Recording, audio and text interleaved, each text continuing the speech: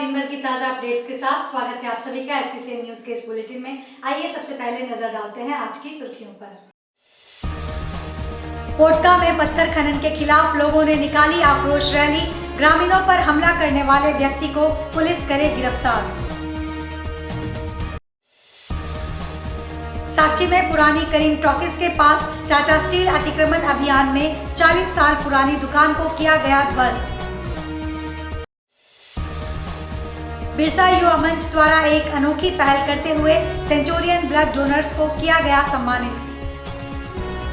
पोटका में पत्थर खनन के खिलाफ लोगों ने हाता में आक्रोश रैली निकालकर विरोध जताया। वहीं लोगों ने कहा कि ग्रामीणों पर हमला करने वाले व्यक्ति को पुलिस जल्द से जल्द गिरफ्तार करे।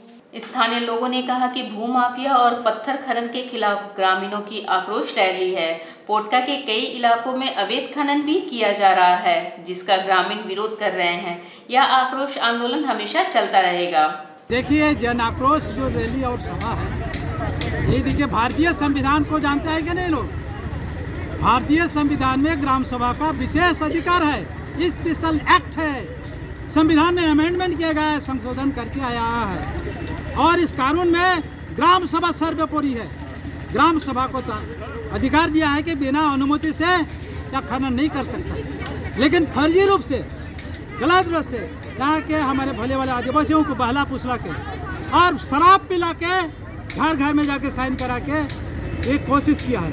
लेकिन इसको हम लोग नहीं मानते हैं ये, ताकि ऐसा जो जाली और नकली जो दस्तावेज है उसको हम लोग करके फेंक दिए और कई जगह हम लोग इस आंदोलन को आगे बढ़ाए हैं।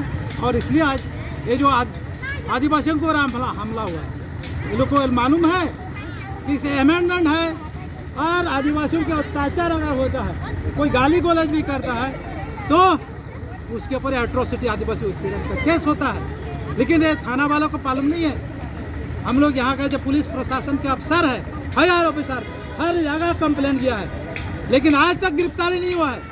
अभी लोग गिरफ्तार होना चाहिए, नहीं तो हम लोग और भीषण रूप लेगा।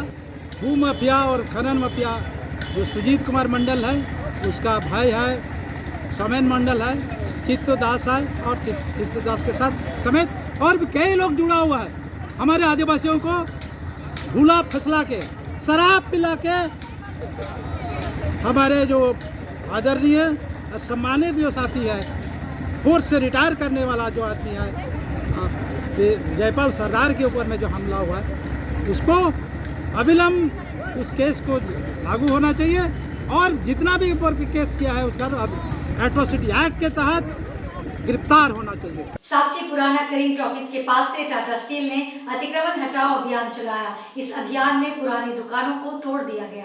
बताया जा रहा है कि यह गुमटी 40 साल पुरानी थी। दुलाल चंद प्रमाणिक का कहना है कि उनकी दुकान में सामान था जो बर्बाद हो गया।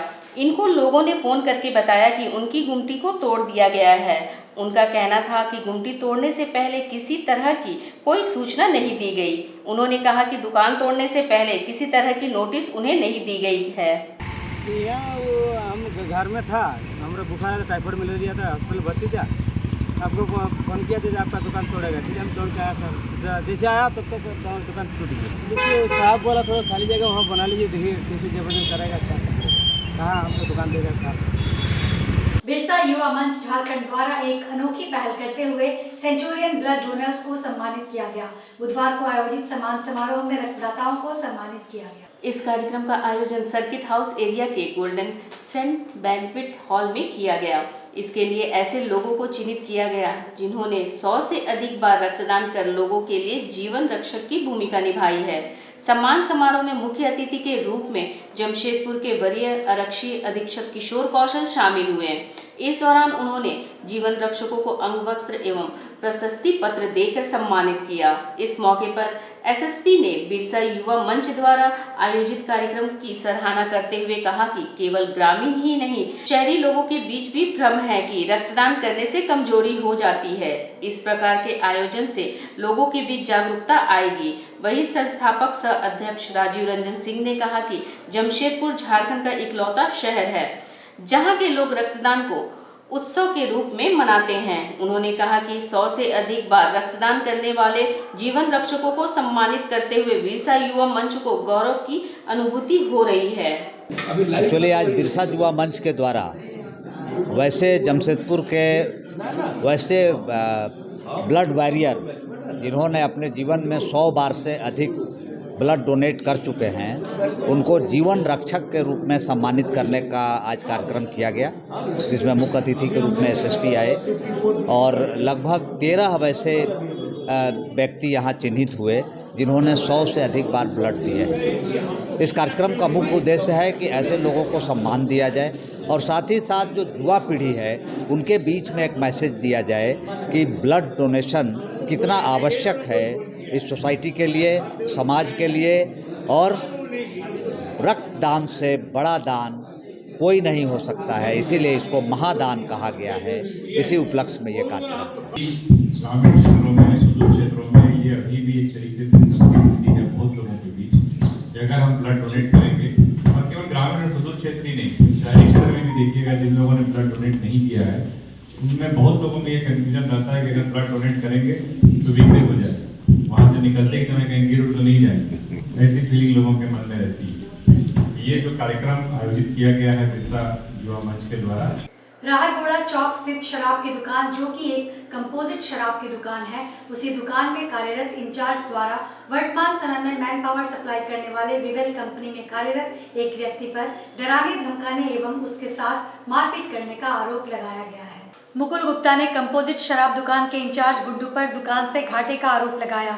मुकुल गुप्ता का कहना है कि आए दिन शराब दुकान में जो पैसे की आमदनी होती है उसमें घाटा होता जा रहा है। अब तक 3,70,000 का घाटा बताया जा रहा है, जबकि कंपोजिट शराब दुकान में काम करने वाले इंचार्ज गुड्डू ने बताया कि वह घाटे का जिम्मेदार नहीं। वर्तमान स्थिति शराब की दुकानों की ऐसी बनी हुई है कि जमशेदपुर पूर्वी क्षेत्र के सभी शराब दुकानों में 3% के मोल पर नकली शराब की सप्लाई की जा रही है, पर आबकारी विभाग द्वारा जमशेदपुर के किसी भी शराब दुकान में छापेमारी नहीं की जाती है। शहर वासियों की आए दिन ऐसी शिकायत रहती है कि जमशेदपुर के सभी शराब दुकानों में खासतौर पर राहरगोड़ा, गोलमुरी, हावड़ा ब्रिज, सीताराम डेरा जैसे क्षेत्रों में नकली शराब की बिक्री होती है, पर कभी भी आबकारी विभाग के द्वारा जांच पड़ताल नहीं की जाती। इस तरह से जमशेदपुर के शराब पसंद लोग नकली शराब का सेवन कर रहे हैं। जमशेदपुर के शराब दुकानों में कार्य कर रहे कर्मचारियों द्वारा अक्सर यह शिकायत की जाती है कि उन्हें कई महीनों की सैलरी प्राप्त नहीं होती। विस्तार से यही मुद्दा है सर कि जब से हम इंचार्ज लिए थे, पहले से भी यहाँ साइडर में हम थे और 0-30 का प्रोजेक्ट राहरगोड़ा हम साइडर में थे। जब एक्साइज चलाने लगे थे तो मेरा पीछे में थी, मैंने पूरा निकाल करके लोग गद्दी काट के दिए थे, विश्वास पर हम ले लिए थे सर। और उसी दिन से 3,88,000 पे घटी आ रहा था सर। उसके बाद 11वां महीना तक के 3,88,000 घटी आ रहा है। उसके बाद 12वां महीना के जब हम पर्चा अपडेट कराने गए तो 10 लाख कुछ हो रहा है, जिसमें सर गड़बड़ी कहाँ है कि जिस बीसीएल दे रहा है नंबर 1 के क्वार्टर के 1600 पीस से 1600 कुछ पीस, और वहाँ दिखा रहा है 3200 कुछ पीस। सर जी इन लोग फंसाने का काम किया है हमको। और वहाँ गए तो माई बहन लगा गाड़ी दिया, मारने के लिए राहुल हो गया। किसी तरह जान बचा के आए हुए वहाँ से, और कभी हम अब वो ऑफिस नहीं जाएंगे। बोले हैं कि पर्चा मिलाइए, सब कुछ कीजिए, लेकिन गाली गलौज क्यों करते हैं? नहीं कि तुमको नौकरी से निकाल दिया जाएगा, तुमको हम देखना नहीं चाहेंगे, तुमको मार देंगे, ये सब कुछ हुआ है। सांची स्थित जिला भाजपा कार्यालय के समक्ष आयोजित पदभार ग्रहण समारोह में निवर्तमान जिलाध्यक्ष गुंजन यादव ने नवनियुक्त जिलाध्यक्ष सुधांशु ओझा को विधिवत पदभार ग्रहण कराया। समारोह में झारखंड भाजपा के पूर्व प्रदेश अध्यक्ष डॉक्टर दिनेशानंद गोस्वामी, पूर्व विधायक मेनका सरदार, जिला परिषद अध्यक्ष बारी मुर्मू समेत पार्टी के तमाम वरीय नेतागणों के साथ हजारों कार्यकर्ता इस पल के साक्षी बने। इस दौरान गुंजन यादव ने जिलाध्यक्ष सुधांशु ओझा को पगड़ी, पार्टी का अंग वस्त्र, धरती आबा भगवान बिरसा मुंडा की प्रतिमा भेंट कर एवं लड्डू खिलाकर शुभकामनाएं व्यक्त की। इससे पहले उपस्थित भाजपा नेताओं ने पार्टी के पितृ पुरुष डॉक्टर श्यामा प्रसाद मुखर्जी एवं पंडित दीनदयाल उपाध्याय की छवि चित्र के सम्मुख द्वीप प्रज्वलित कर एवं पुष्प अर्पित कर समारोह का विधिवत शुभारंभ किया। तत्पश्चात कार्यालय के समक्ष भाजपा का ध्वजारोहण किया गया। इस दौरान कार्यकर्ताओं ने भारत माता की जय एवं भाजपा जिंदाबाद के नारे लगाए। वहीं 5 सदस्यीय पुरोहित के द्वारा स्वस्ति वाचन एवं नारियल फोड़कर कार्यालय प्रवेश कराया गया। श्री राम और भारत माता की जय से कार्यालय परिसर गुंजायमान रहा। पदाधिकारी जो संगठन के चला रहे हैं, झारखंड प्रदेश के सारे लोग संगठनात्मक हैं, उनसे राय मशविरा के बाद, क्योंकि संगठन किसी एक आदमी का है नहीं, अकेले कुछ होता नहीं है, क्योंकि संगठन है हम तो उसके एक सिपाही हैं। केवल स्टीयरिंग पर बैठाया हुआ संगठन बहुत बड़ा चीज़ है और संगठन चलाने में यहाँ सामूहिक नेतृत्व होता है। उनसे राय विचार के बाद सारे आगे का काम होगा। जनता पार्टी के प्रदेश नेतृत्व ने श्री सुधांशु ओझा को यहाँ का महानगर का अध्यक्ष नियुक्त किया है।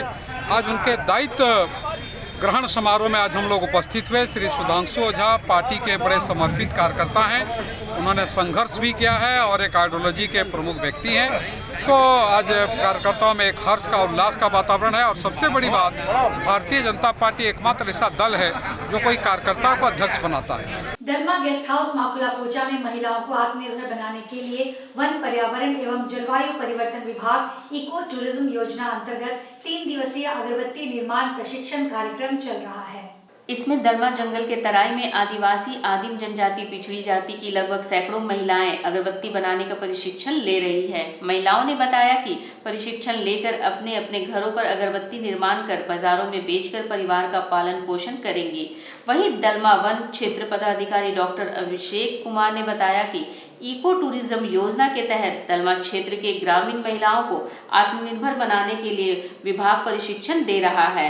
महिलाएं अगरबत्ती बनाकर अपने अपने दुकान खोलकर यहां आने वाले पर्यटकों को बेचकर आत्मनिर्भर बनेंगी।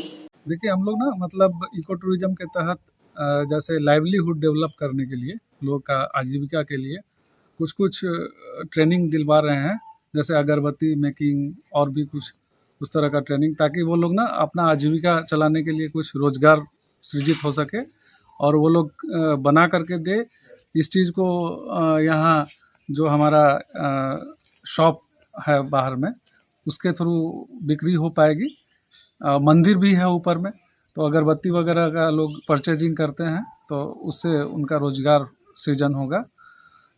इस तरह से जैसे टूरिस्ट गाइड वगैरह के लिए भी हुआ है और भी आगे कुछ होगा। सिंहभूम चैम्बर ऑफ कॉमर्स में व्यापारियों और उद्यमियों को संबोधित करते हुए टाटा स्टील के एमडी टीवी नरेंद्रन के साथ टाटा स्टील के vice president corporate services Chanakya Chaudhary भी मौजूद थे। इस मौके पर सिंहभूम चैम्बर्स के अध्यक्ष विजय आनंद मुनका ने स्वागत भाषण दिया। इसके अलावा इसका संचालन सिंहभूम चैम्बर्स के महासचिव मानव केडिया ने किया। इस मौके पर धन्यवाद ज्ञापन राजीव अग्रवाल ने दिया। यहाँ टाटा स्टील के एमडी सीईओ देवाशीष चौधरी एवं रंजन कुमार सिंह सहित अन्य लोग भी मौजूद थे। कार्यक्रम के संबोधन के दौरान टाटा स्टील के एमडी टीवी नरेंद्रन ने कहा कि कंपनी को आगे बढ़ाने में मजदूरों ने काफी त्याग किया है। एक वक्त था जब टाटा स्टील में 1988 में 2 मिलियन टन का प्रोडक्शन था, मजदूरों की संख्या 78,000 थी। आज 20 मिलियन टन की कंपनी है, 36,000 कर्मचारी हैं। यह बताता है कि मजदूरों ने किस तरह का परिश्रम और त्याग कंपनी के प्रति किया है। एमडी ने कहा कि मल्टी जनरेशन कंपनी है। टाटा वर्कर्स यूनियन और टाटा स्टील के अच्छे रिश्ते टाटा स्टील को आगे बढ़ाने में मदद करते रहे हैं। हमें आज वैश्विक और डिफरेंट माहौल में काम करना पड़ रहा है। पूरे विश्व में चीन सबसे बड़ा स्टील उत्पादक देश है जो निर्यात भी कर रहा है। ऐसे में हमारी नज़र चीन पर ज़रूर पड़ती रहती है। हम लोग दूसरे नंबर पर हैं। उन्होंने बताया कि हम लोगों के ऊपर शेयर धारकों का भी दबाव पड़ता है। शेयर धारक भी चाहते हैं कि उनके हिसाब से काम हो। श्री नरेंद्रन ने कहा कि टीएमएच दूसरे मल्टी स्पेशलिटी अस्पताल के साथ समझौता करेगा। But obviously, as we go along, all of us need to adapt. The city needs to adapt. The company needs to adapt. All of us, as individuals, need to adapt. Even Tata Steel has changed a lot in the last 30 years that I have, 36 years that I've been in the company. When I joined the company in 1988, we were producing about 2 million tons of steel and 3 million tons of mining, and we had almost 78,000 people. But over the last 35 years, while we have grown, but our employees, my colleagues, have also made a lot of sacrifices to make the company survive. So today, Tata Steel is maybe 20 million tons in India, which is 10 times the size of that time, but we have only 36,000 employees. So our employees have also made a lot of sacrifices to make Tata Steel strong. and that's why Tata Steel continues to be profitable because आज के इस bulletin में बस इतना ही। हम फिर हाजिर होंगे कुछ और नई खबरों के साथ। तब तक के लिए SCCN न्यूज की पूरी टीम की ओर से मुझे दीजिए इजाजत। नमस्कार।